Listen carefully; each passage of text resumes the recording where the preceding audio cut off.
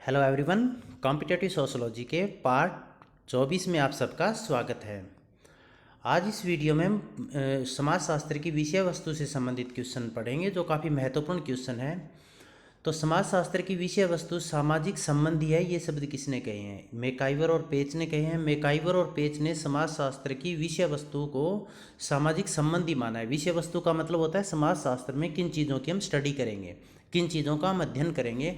तो मैकाइवर और पेच ने माना है कि समाजशास्त्र में केवल सामाजिक संबंधों का ही अध्ययन किया जाता है। तो मैकाइवर और पेच सामाजिक संबंध यदि आता है तो वो हम मैकाइवर पेज के साथ जोड़ेंगे।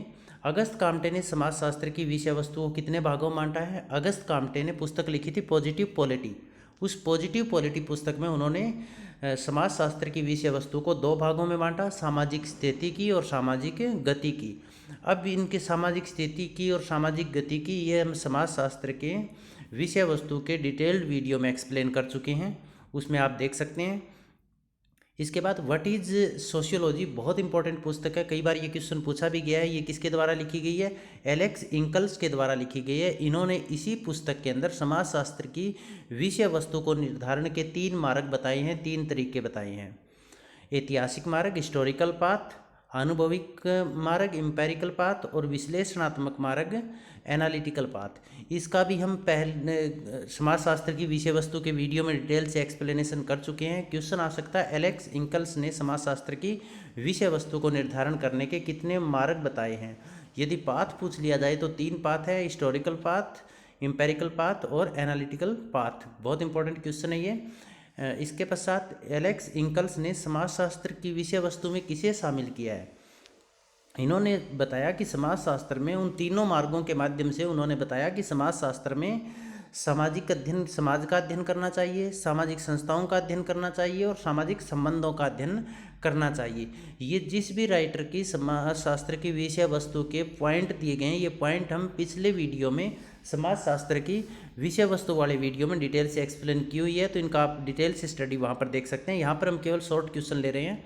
सामाजिक संबंधी समाजशास्त्र की विषय वस्तु का वास्तविक आधार है, वान वीज ने ये बात कही है।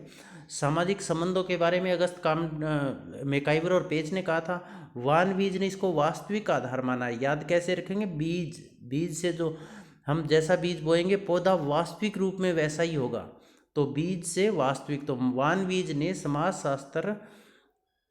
सामाजिक संबंध ही समाजशास्त्र की विषय वस्तु का वास्तविक आधार इन्होंने माना है। सामाजिक क्रिया का जहाँ जिक्र आ जाएगा वहाँ मैक्स वेबर का जिक्र करेंगे, क्योंकि मैक्स वेबर ने अपना पूरा अध्ययन सामाजिक क्रिया पर फिक्स किया था।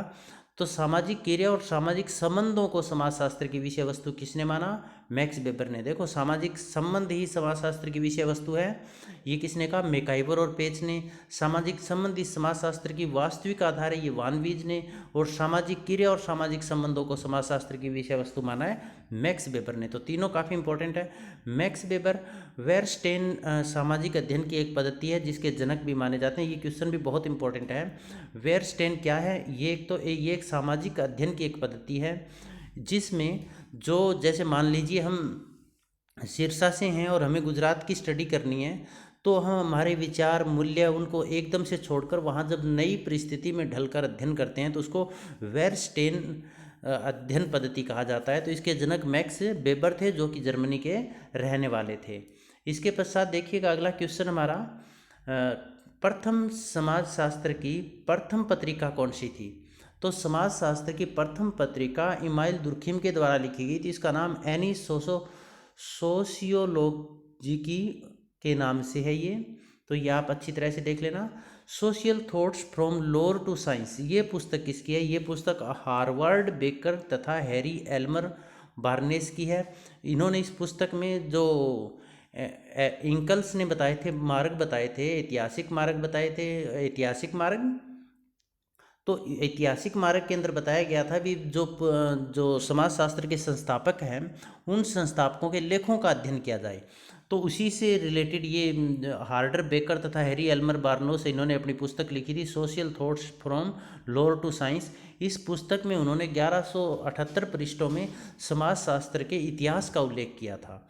तो ये पुस्तक भी बहुत इंपॉर्टेंट है, social thoughts from the lower to science.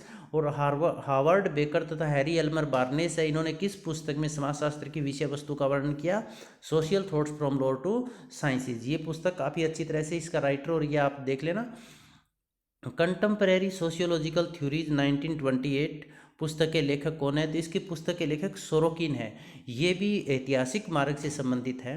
इन्होंने क्या किया था? समाजशास्त्र के विकास में योगदान देने वाले 1000 लोगों के महत्वपूर्ण कार्यों का अध्ययन किया था और उन कार्यों का वर्णन फिर उन्होंने कंटेम्परेरी सोशियोलॉजिकल थ्योरीज नामक पुस्तक में दिया।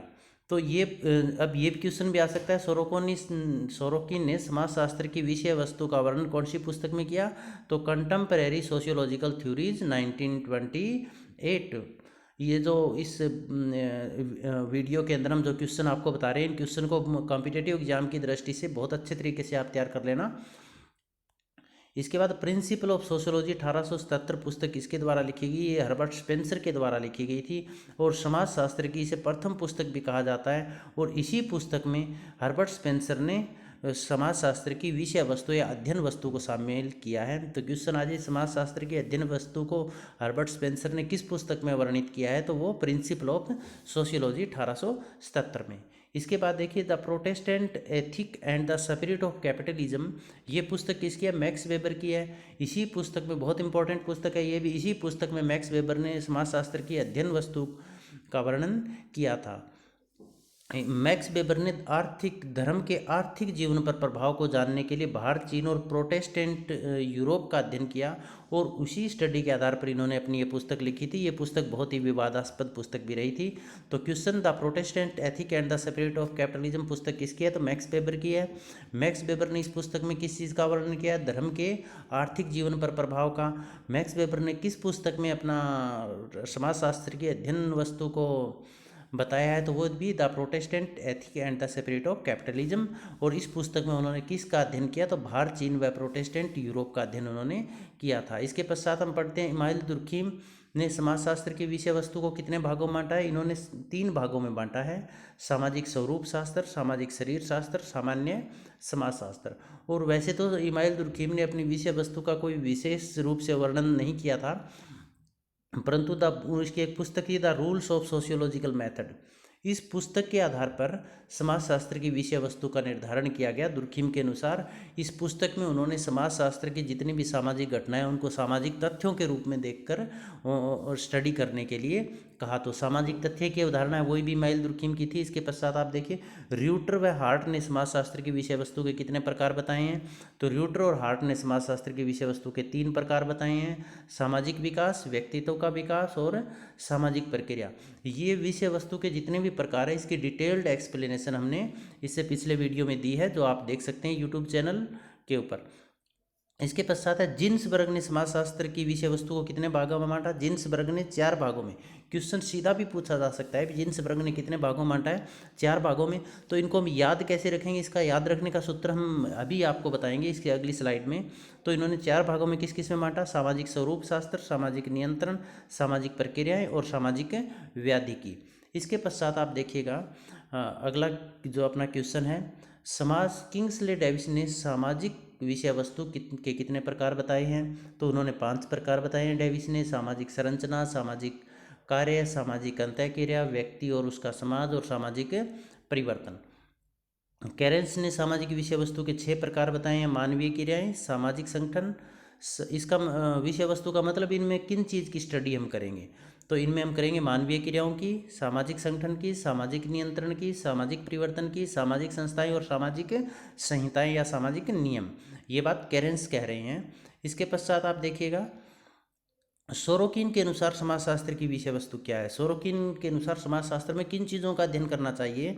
तो सोरोकिन ने सामाजिक घटनाओं तथा तथ्यों के आपसी संबंध और उनकी सामान्य विशेषताओं का वर्णन किया है। घटनाएं चाहे सामाजिक हो चाहे गैर सामाजिक हो, उनके आपसी क्या संबंध है और उनकी विशेषताएं क्या है, इन चीज़ों की स्टडी सोरोकिन ने अपनी अध्ययन समाजशास्त्र के अंतर्गत अध्ययन विषय वस्तु के अंतर्गत शामिल किया है। अब इसको विषय वस्तु को याद कैसे रखेंगे भी, किस राइटर ने कितनी विषय वस्तु को कितने भागों में बांटा है, तो बड़ा सिंपल है। आपको सिर्फ इसमें क्या करना है, हमें याद रखना है ये फार्मूला, दूर एजी दे के आ, दूर एजी दे के आ 33 34 56 2, याद रखना है, दूर एजी दे के आ 33 34 56 2। अब देखिए, दू का मतलब दुर्खीम, आर का मतलब र्यूटरवेहार्ट, ए का मतलब एलेंक्स, जी का मतलब जिन्सबर्ग, डी डे को हम डी को दे भी बनता है तो डेविस, के का मतलब केरेंस, आ का मतलब अगस्त काम्टे। अब देखिए, दूर एजी दे के आ, दू का मतलब दुर्खिम का पूछ ले तो 3 भागों में बांटा है, र्यूटर का पूछ ले 3 भागों में बांटा है, केरेंस का पूछ ले 6 भागों में बांटा है, अगस्त काम्टे का पूछ ले 2 भागों में बांटा है, जिन्सबर्ग का 4 भागों में और एंकेल्स का 3 भागों में। तो इसका मतलब इस फार्मूले को यदि आपने याद किया तो एकदम से सारी चीज़ें आपके याद हो जाएगी। तो समाजशास्त्र की विषय वस्तु को याद रखने का सूत्र आपके क्लियर हो गया होगा, दूर एजी दे के आ 33 34 56 2। इसको आपको ध्यान में रखना है। एक क्वेश्चन आपको कमेंट बॉक्स में लिख कर डालना है, व्हाट इज सोशोलॉजी पुस्तक के राइटर कौन है। आप सबका बहुत बहुत धन्यवाद।